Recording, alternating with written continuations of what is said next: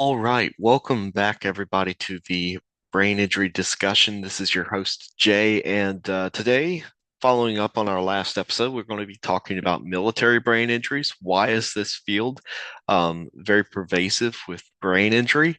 And again, not saying that everyone gets a brain injury that goes into the military, but my experience in the United States Navy, having been around the Marines and having been around the military a lot, I can tell you for sure that I saw a lot of this, and it's by nature of the field. It's naturally dangerous. Not meant to be a deterrent, but it's something that we should definitely keep in our minds, especially after someone would exit the military and return to civilian life. So, with that being said, we have a lot to cover. So we're going to cover a lot of examples. So when you do see that guy wearing a veteran hat or on Veterans Day getting their meal at IHOP or something like that, this might be something that might equip a brain injury case manager like myself to think about, okay, was there an accident in all these different realms? So with that being said, I think we should get started. As always, we appreciate thumbs up and a subscription. Feel free to drop a comment. Why should we care about brain injuries? Well, what we really see is that these are a lot of invisible injuries and that are hard to see. You can see a limp, but you really can't see a concussion. These are young minds, so they're in their 20s to maybe 40s, mostly in their 20s, maybe 30s. But there's a disproportionate higher mortality with military brain injury, especially when you tie it with service-connected experiences such as deployments, um, maybe someone who has post-traumatic stress, maybe depression, and that's a tough life to live. And so that's why we should really be thinking about these. And maybe this deserves a little bit more credit. So, what are we looking at? We're talking about invisible injuries. Now, you might see me limp when my knee hurts, but do you really see the concussion? Do you really see the blow to the head when a vehicle overturned, or do you see blast injuries? Not really. But we're talking about concussions, improvised explosive device blasts, artillery blasts, vehicle collisions and accidents. Accidents of they just happen. Um, and again, what is reported in the military is that somewhere between 15 to 22% um, in the military eventually do end up with some sort of concussion or brain injury. So this is very widespread. And you think about it, that is about one in every five, and that is actually quite a lot. So keep that in mind. And as you can see from our last video, which I'd encourage you go into, uh, that percentage was even higher.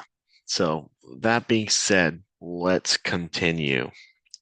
What are the possible brain injuries that we are talking about? Well, there are a ton, but I can safely assume that if you're jumping out of a perfectly good aircraft with a parachute on your back, that could definitely lead to a brain injury. Um, hits on the head happen in many ways, shape, form, and sizes. But what about these guys on the ship here? Well, if you've ever been inside one of these ships or on one of these ships, you'll know that the ladder wells or the places where you go between levels and decks is actually quite small, and they're not necessarily the safest place to be for your head. So again, just by nature of the way it goes, it's a dangerous job, and it's not just for people jumping out of aircraft, but it's also for people in the other branches of service as well, including those that serve on ships, including the United States Navy, which I was a part of. Even when you enter the military, there's all kinds of training exercises that, might involve heights, might involve fire, might involve obstacles, physical strength tests, and that's all part of the nature of the job. You need to be able to do this. But you also got to do it safely. And precautions are always in place. There's always safety measures in place for these kind of things. But that doesn't mean that it still can't happen. Prevention, mitigation, all of that goes on, but these things still happen. I've worked at a training command, And I can tell you for sure that there were plenty of concussions that came out of, maybe the rope climb was a little wet, maybe the person was tired. There's a million different factors that go into this, and we shouldn't just look at deployed environments. Let's also look at training environments and, like in the previous slide, jumping out of aircraft unit assignments, shipboard assignments. Uh, all of that does produce a area where, yeah, brain injury is quite possible or likely. So that's just one more aspect of it. What about motor vehicles? Well, these things can get in accidents and they're not really equipped with stuff like, airbags. They do have seat belts, but um, sometimes, again, these are not necessarily safe vehicles. There's a reason why you don't see them on the roads that often. They're not really designed for, the individual safety in mind. They're designed for a mission. And having seen these things, I've seen them roll over. I've seen accidents happen. Unfortunately, that's a part of the nature of the business when it comes to transportation logistics in the modern military. Is yes, you do have to get into some less than safe vehicles, um, but what really comes down to is that you want to operate these vehicles in a very safe way, and they do. Um, and that is why it's important to think, okay, what else is really going on? Well, things happen. And by nature of the profession, really, you do have a dangerous environment, even if you're just driving a truck. But there is more. What about aircraft? Well, you might be saying, well, Jay, what if this guy doesn't actually fly the aircraft? What if he just works on it? What if he's a mechanic? Um, I can tell you for sure that there's a lot of caustic and harmful chemicals on these aircraft, and sometimes you're dealing with heights. So if you have to get to that tail of this aircraft here, you're going to be very high up off the ground. If you slip and fall, again, safety measures are in place, but it doesn't mean that it's perfect. It doesn't mean that you can get to 100% safety, no accidents, or anything like that. In fact, it takes a whole crew of people to keep one of these flying. And we're not just talking about the heights of it, we're also talking about the chemicals that go into it, the coolant, the oil, the fuel. We're also talking about slips, falls, all of that kind of plays into this as well. So if they were a mechanic or if they were in a maintenance kind of profession, that could definitely lead to a brain injury. And you think about it, you're dealing with all these harmful chemicals. You might think it has an effect on the brain at some point. Um, but again, this is another area that, really does have a capability for brain injury. Not just traumatic, but also the anoxic stuff, the poisons, the toxins, um, all of that uh, can definitely add to what could be a brain injury. So, that being said, let's move on. So occupational hazards. I've been on this kind of like occupational hazards kick. Twice a year or whenever you're organized or ordered to, you do your physical fitness. And again, that can lead to heat stroke. Um, and you do, physical fitness tests twice a year. Um, and you're thinking, well, that shouldn't be too hard. But to pass one of those is very hard, actually. It's very hard on you. And I've seen heat stroke, especially at a training command, come out of these physical fitness tests, and heat stroke can be damaging to the brain as well. So again, it's not necessarily just a deployed environment. It is also everything that leads up to and afterwards. So again, you got to be in good shape in the military. You got to be physically fit. You got to be healthy and well, and you're going to have to prove it with physical fitness tests. And then we talk about the deployed environments, those austere environment brain injuries, which is another prime area for brain injuries. And what we see in this picture here is what's called an improvised explosive device, or an IED. And that is a danger that was really the signature tactic that was utilized in the early 2000s, and it's still kind of prevalent. Um, and on the next slide, on this slide here, we'll see that it's more than just the explosion. Again, the primary injury is the blast wave. And then that wave causes the brain to move in that finite space within the skull. And that energy wave moves it and damages some of the structures. Um, and then you also have the secondary, which is probably the more traumatic response. So again, the things that are flying, the things that might hit your helmet, hit your head. The secondary, again, shrapnel is not a fun thing. So that's why you wear a helmet overseas. That's why you wear a helmet in these dangerous environments. And then you have what's called a tertiary effect, which is you getting propelled into something. So secondary is something getting propelled to you. Tertiary is what is being you propelled at.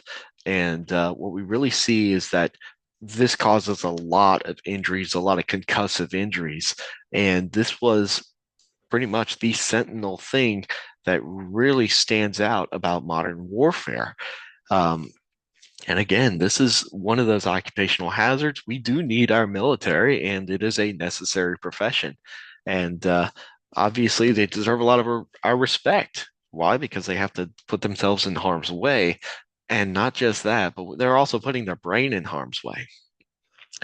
And so, what can we do about this? Well, when researching this for a conference, I found that there were some common themes, and again, sources in the description below, but um, there's a lack of information about TBI or brain injury services. A lot of veterans don't know about state-run resources like No Limits. Um, and again, like they want to work on their memory and their attention abilities. They want to reintegrate back in society. When you say that you're an infantryman, you're a combat medic, that doesn't really translate. So let's help them find a job, get some vocation, employment. Um, that's something that I think really needs to be hampered on is that we need to transition from the military world back into the civilian world, and sometimes the professions, the experience doesn't really translate over. I found that to be true in combat medicine, um, especially with managing stress and emotions. Again, the military is a very high stress, high emotion field, and we should definitely be paying attention to our veterans. They've already gone out and served, so maybe we should serve them as well. Maybe help them reintegrate back into the civilian world.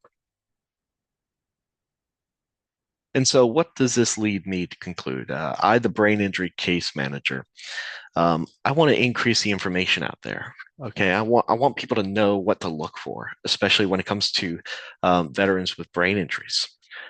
Maybe we should increase the awareness, not just of military brain injuries that are overseas, the flashy stuff like the improvised explosives, but also the stuff that happens in like training environments in on the ship or in other areas. Also, I think it would be very beneficial. And again, the sources here, we need to get the community involved. And we also need to get the family involved. In the military, you have a family of random friends that are assigned to your unit, and we need to also pick up the slack when it comes to the family. Um, and we also need to understand the military culture. The military culture is something I can do of itself, whereas mission first mentality is the easiest way to sum it up. But then again, these are prevalent injuries to young brains that are probably at most finishing development. Um, and that is why I think we do really need to care about these wonderful individuals who raise their right hand, say an oath, and then they mean it. Um, and that's why it's important to care. But with that being said, I will end you on this slide and then the references. I don't believe that anyone should struggle alone. Veteran suicide is a very big issue. And the number to call is 988 option one. It is 24/7. Text 838-255. Again, 988 option one. Um, if you're a veteran and you're struggling, feel free to call that number. Those are my sources. Again, I think we should care about our veterans. We should increase the resources, increase um, the availability of these resources. Let's help our veterans because they've um, already in a sense advocated for us. We should advocate for them as well. With that being said, I think I'll end it on this slide. Again, 988 option one, and that is the line for veterans in mental health crisis. So, anyways, everyone take care of your brains. Sources in the description below. Give us a thumbs up if you'd like. Feel free to leave a comment and have a wonderful day.